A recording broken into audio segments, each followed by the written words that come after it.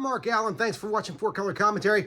And I'm finally back with another retrospective on a Atlas Seaboard title from the Bronze Age. The Revenge Incorporated company that lasted only a few months of published comics. Okay, been a while since been here. Had a lot of things going on, everything from graduations to my wife. The biggest thing, the most momentous thing being my wife recovering from foot surgery, fairly extensive foot surgery. So a lot of juggling work and then taking care of her, which of course, as my beloved wife, is my pleasure and my honor. But I will say I am glad to be back making another video. And this one is another Barbarian title from Atlas Seaboard, and that is WULF the Barbarian. This one excited me, okay? There's been a few that have, and I've enjoyed them all. It's been a while, so like I say, go back. It's been a couple of months, I guess. Go back and look at what the past videos, if you're not familiar with my Atlas Seaboard retrospective videos. But this one is a creation largely of Larry Hama. This WULF the Barbarian is a Larry Hama character. Beautiful cover on issue 1.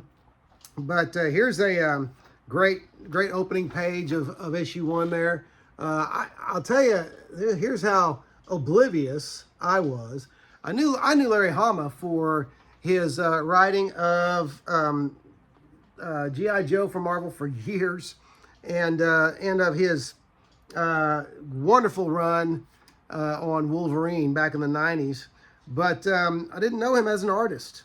And he was actually a very good artist. But at the time, now Hama had already worked literally alongside Neil Adams at Continuity Comics. Not, with Neil Adams obviously over him as boss, but worked very closely with Neil Adams at Continuity. Had assisted Wally Wood on a couple of his newspaper strips, but had already at Marvel become kind of pigeonholed as their martial arts guy. And so that was all before he came to WULF the Barbarian. That was another thing. He came to WULF the Barbarian in '75. I guess I hadn't realized that Hama had been around professionally for so long.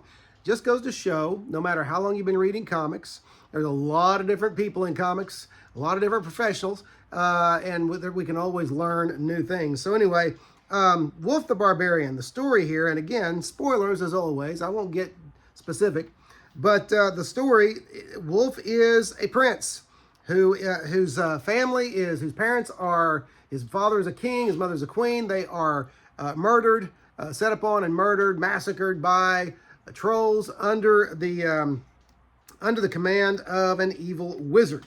So right off the bat, WULF's existence is about returning as an adult to take up the crown and having his revenge on the evil wizard Mordek Malmoriak.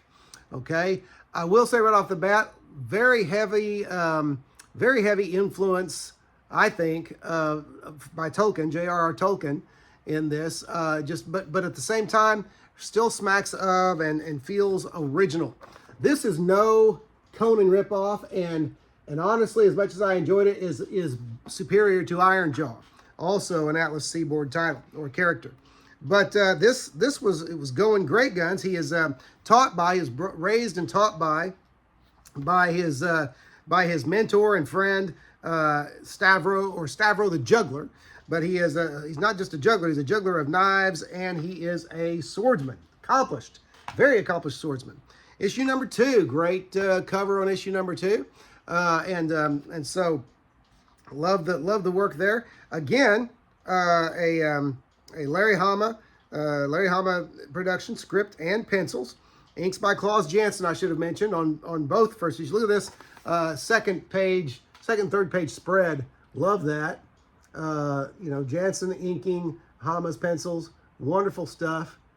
Great stuff. Very action oriented and prone to, very enjoyable fantasy fare. Okay, but so again, also Jeff Roven in issue 1 and 2. just editing, okay? I'm sure giving guidance from what we know from, and giving opinions from what we know of Jeff Roven's days at, at the short-lived Atlas Seaboard. Here's some interesting work there from, a mystic setting, magical setting, from the story. And as he confronts a different evil sorcerer.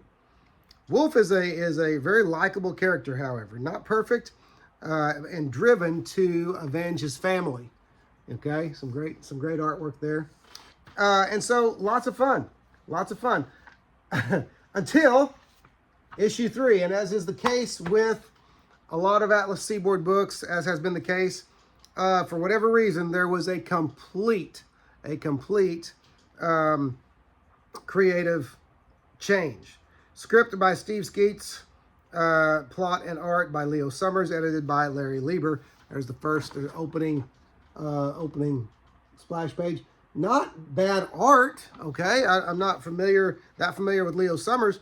Not bad art. I mean, it's fine to look at, but it's jarring again when you undergo that kind of a change from one issue to another. Man, the first 2 issues did such a great job of establishing the theme and the feel and the atmosphere of this story, and then you go to this issue 3 and it's just all bummed up, man. And now the only thing they did do was they kept the character going the direction of home, so he can have revenge on the evil wizard who commanded his family's death. All right. And they did include in issue 3 kind of a neat the world of WULF, the Barbarian map there on one of the, like the third or second to last page there. So great stuff, lots of fun. But then again, as if the first creative shakeup, on the third issue wasn't enough, we go from Steve Skeets, Leo Summers, and Larry Lieber to where is it? Here we go. Editor Larry Lieber, that didn't change. Script by Mike Friedrich. Pencils by Jim Craig. Okay, that's all right. And inks by the Atlas Bullpen. So there's let me get to the real. There's an opening page there. Okay, not bad stuff. And then an opening second splash page. Okay, complete splash page. So not bad. I mean, anytime Jim Craig is doing the art, you're going to find something good. You're going to find something great in there. Okay? But again, all they really did, they took, WULF to a different place and a different adventure, different people, another jarring change of appearance for the book. Okay? But they did keep him headed toward home so that he could have revenge on Mordek. And so, in fact, the final words as next issue is Return to Castle Silverkeep. So he was going to finally go home in issue 5, it seems. But he says, Mordek, I add yet another person who will be revenged. So swears WULF. So they were at least trying to keep the story moving forward. But as far as I'm concerned, it wasn't accomplished. Job not well done. But the story, for the sake of just the enjoyment of the first 2 issues, and the Jim Craig 4th issue, it's worth picking up. It's not a bad. You're not going to pay a lot of money for these, and they are, like I say, as I always say, the Atlas Seaboard era is an interesting era, or the story isn't. Can hardly call it an era. It lasted a few months, but the story is an interesting one, and the books are fun. And again, better than a lot of the stuff that's turned out today. Anyway, so that's WULF the Barbarian, another retrospective on the Atlas Seaboard Company. Hopefully, be back sooner than I was this time with another installment. And I've got some pickups and stuff I want to do a video on and everything. But anyway, thanks for watching, and we will see you next video.